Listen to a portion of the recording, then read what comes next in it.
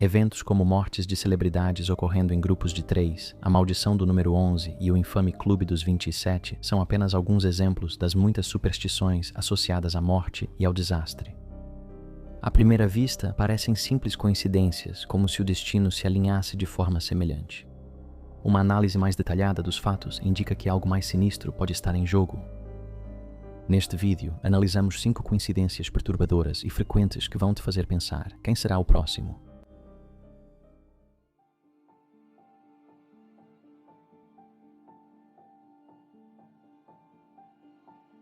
Mortes que acontecem em trios. A regra das mortes de celebridades é uma crença comum, embora mórbida, de que as mortes de celebridades tendem a acontecer em trios, e embora essa ideia possa parecer um pouco exagerada, há evidências que sugerem que isso acontece com mais frequência do que você imagina. Independentemente da idade, parece haver um padrão em que a morte de uma celebridade logo é seguida por outras duas em rápida sucessão.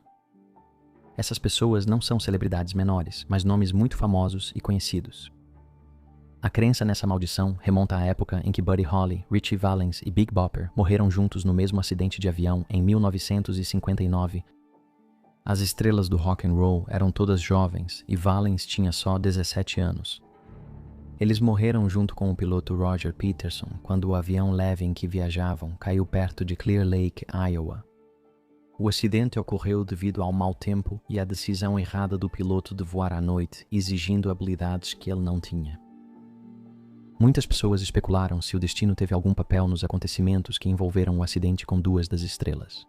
O Big Bopper, cujo nome verdadeiro era J.P. Richardson, estava gripado e pediu para ocupar um assento no avião no lugar de seu colega de banda, Waylon Jennings. Ritchie Valens garantiu seu lugar no voo ao jogar cara ou coroa com outro membro da banda, Tommy Allsup. Nenhum desses homens estava inicialmente programado para o avião. Desde suas mortes chocantes, um padrão surgiu. Em 17 ocasiões, grupos de 3 celebridades morreram em sucessão próxima. No momento em que escrevo isto, estamos com menos de 3 meses de 2026 e já perdemos mais 3. A atriz vencedora do Globo de Ouro, Catherine O'Hara, faleceu em 30 de janeiro após uma breve luta contra o câncer, aos 71 anos. O ex-astro de Dawson's Creek, James Van Der Beek, morreu em 11 de fevereiro após longa luta contra o câncer. Ele tinha apenas 48 anos e apenas uma semana depois, em 18 de fevereiro, o querido astro da TV, Eric Dane, perdeu sua batalha contra ela aos 53 anos. Com o tempo, alguns períodos fortaleceram essa crença. Em 2009, no que é morbidamente chamado de Verão da Morte, o apresentador e locutor Ed McMahon faleceu pacificamente em 23 de junho de 2009, aos 86 anos, o que era esperado devido à sua idade. Apenas 2 dias depois, a estrela de Charlie's Angels, Farrah Fawcett, perdeu sua batalha contra o câncer aos 62 anos. Enquanto o mundo ainda estava abalado com a morte dela, surgiu a notícia de que o rei do pop, Michael Jackson, também havia morrido inesperadamente aos 50 anos no mesmo dia. Em 2016, as perdas de David Bowie, Prince e Carrie Fisher provocaram conversas semelhantes sobre mortes de celebridades. Apesar de não terem morrido no mesmo mês, naquele ano Carrie Fisher faleceu um dia antes de sua mãe Debbie Reynolds e 2 dias após George Michael. Julho de 2025 também foi um mês ruim para as celebridades, com as mortes de Malcolm Jamal Warner no dia 20 em um afogamento acidental, seguido por Ozzy Osbourne 2 dias depois e Hulk Hogan no dia 24. São só coincidências ou tem algo mais acontecendo? Bem, especialistas acreditam que grande parte dessa crença pode ser explicada pela psicologia e pela dinâmica da mídia, em vez do destino. Afinal, existem milhares de figuras públicas conhecidas no mundo todo, muitas delas idosas, então, estatisticamente, é inevitável que várias venham a falecer em períodos relativamente curtos de tempo. Mas e os que morrem jovens ou inesperadamente? Aparentemente, isso se deve à cobertura da mídia e das redes sociais, que criam uma ligação quando 2 pessoas famosas morrem, e essa cobertura intensa muitas vezes faz com que as pessoas passem a esperar uma terceira morte. Quando isso ocorre, confirma o padrão.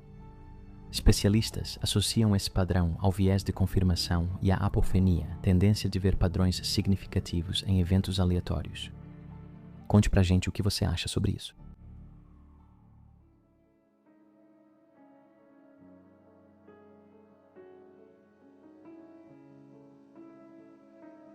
A maldição do número 11. O número 11 é considerado um número mestre na numerologia. Ele representa intuição, percepção espiritual, iluminação e criatividade. Muitos veem isso como sintonia com o universo, estimulando o crescimento pessoal, espiritual e a conexão com um propósito maior. Na numerologia antiga, acredita-se que o número 11 traz azar.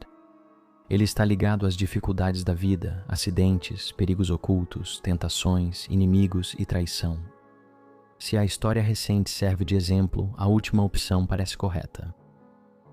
Um exemplo significativo são os ataques terroristas de 11 de setembro, mas essa não é a única atrocidade associada ao número 11. Existe uma lista inteira delas. Em 11 de março de 2004, 10 bombas explodiram em 4 trens de passageiros em Madrid, na Espanha, resultando na trágica perda de 193 vidas e ferindo cerca de 2.000 a 2.500 pessoas, em um dos ataques terroristas mais mortais da Europa. Também houve a notória série de ataques terroristas islâmicos coordenados que ocorreram em Mumbai, Índia, de 26 a 29 de novembro de 2008, realizados por 10 membros do grupo militante Lashkar-e-Taiba, baseado no Paquistão. Esses ataques tiraram a vida de 175 pessoas, incluindo 9 dos atacantes, e deixaram mais de 300 feridos. E quem poderia esquecer o terremoto e tsunami que atingiram o Japão em, isso mesmo, 11 de março de 2011. Conhecido como o Grande Terremoto do Leste do Japão, ou o desastre de 11 de março, resultou em um número confirmado de mortos, junto com uma contagem de pessoas desaparecidas que ultrapassa 18.500. Uma figura famosa associada ao presságio e à desgraça foi Vangelia Pandeva Dimitrova Gusterova, mais conhecida como Baba Vanga, que ganhou notoriedade por suas previsões notáveis, incluindo os ataques de 11 de setembro. Vanga nasceu em 1911 e previu sua própria morte em 11 de agosto de 1996. O ano de 2011 também marcou o falecimento de várias figuras proeminentes, incluindo a cantora Amy Winehouse, a atriz Elizabeth Taylor e o fundador da Apple, Steve Jobs.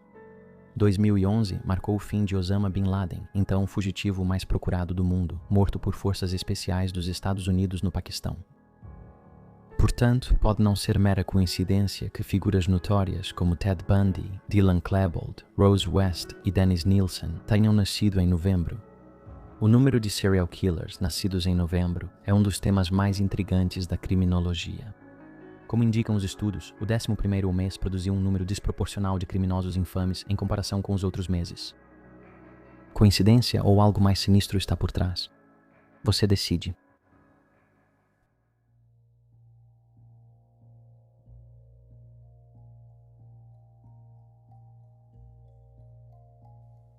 O Clube dos 27.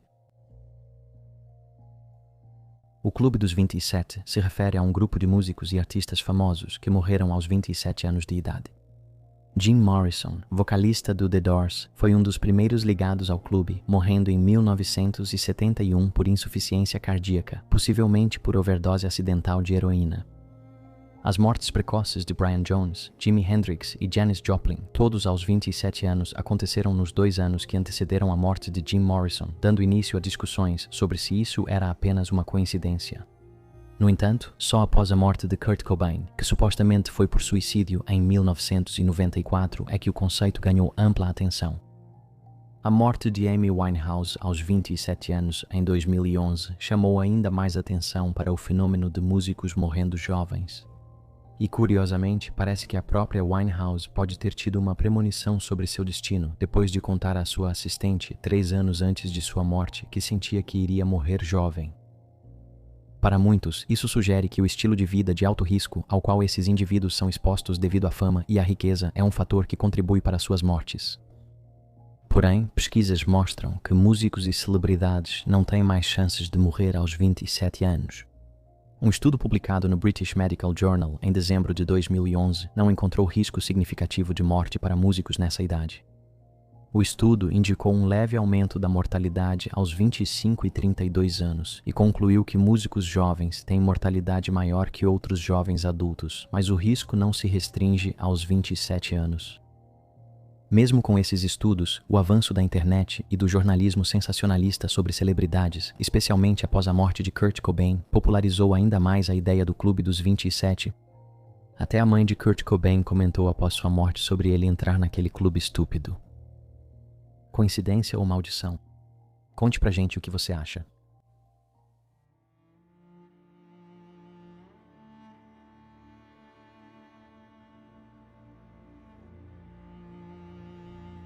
As coincidências entre John F. Kennedy e Abraham Lincoln. Abraham Lincoln e John F. Kennedy foram presidentes dos Estados Unidos eleitos com exatamente 100 anos de diferença. Eles tinham aparências muito diferentes, falavam de maneiras muito diferentes, mas estavam inexplicavelmente ligados por paralelos surpreendentes em suas vidas, que para alguns são semelhantes demais para serem ignorados. É amplamente reconhecido que tanto Lincoln quanto Kennedy estavam profundamente envolvidos com os direitos civis, um fato que não surpreende no caso de Kennedy, mas que era bastante notável na época de Lincoln, nos anos 1800. Ambos os presidentes foram assassinados em locais públicos, baleados na cabeça em uma sexta-feira, em impressionante semelhança. Certamente, isso poderia ser facilmente explicado como resultado de mera coincidência. Ou talvez não, pois tantas coisas parecem se refletir umas nas outras. Veja algumas coincidências frequentemente associadas.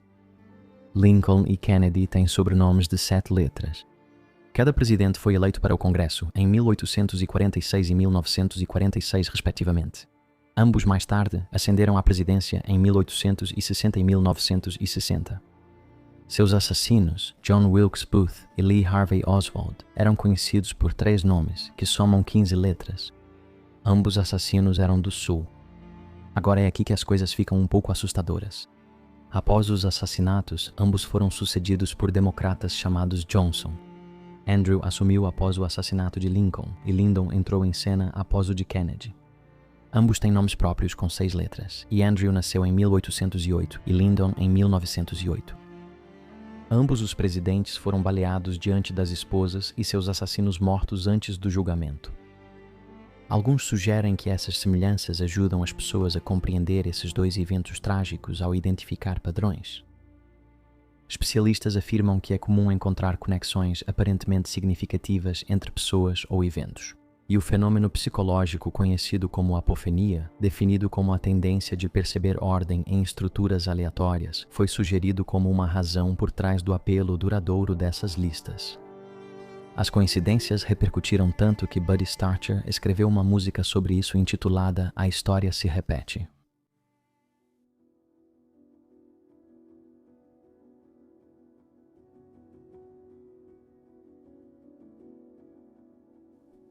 As mortes presidenciais em 4 de julho. Este próximo parece mais que coincidência, tem ligação clara. As mortes presidenciais em 4 de julho são uma das coincidências mais marcantes da história americana. O Dia da Independência, conhecido como 4 de julho, é um importante feriado federal nos Estados Unidos. Ele comemora a adoção da Declaração de Independência em 4 de julho de 1776, um momento crucial na história americana, quando as 13 colônias declararam oficialmente sua independência do domínio britânico. A Declaração de Independência foi redigida principalmente por Thomas Jefferson, que mais tarde se tornou o 3º presidente dos Estados Unidos, servindo de 1801 a 1809.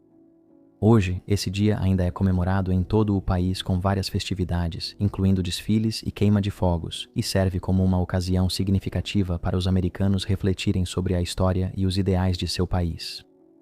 Por isso, parece apropriado que Jefferson tenha morrido em 4 de julho de 1826, no 50º aniversário da adoção da Declaração de Independência. Dizem que suas últimas palavras foram: "Já é dia 4?" Em uma estranha reviravolta do destino, seu antecessor, o presidente John Adams, morreu mais tarde naquele mesmo dia. Suas últimas palavras foram: "Thomas Jefferson ainda vive." Na época das 2 mortes, o presidente em exercício era o filho de Adams, John Quincy Adams, e ele chamou a coincidência das mortes deles no aniversário da nação de observações visíveis e palpáveis do favor divino. E mais desse favor divino ainda estava por vir.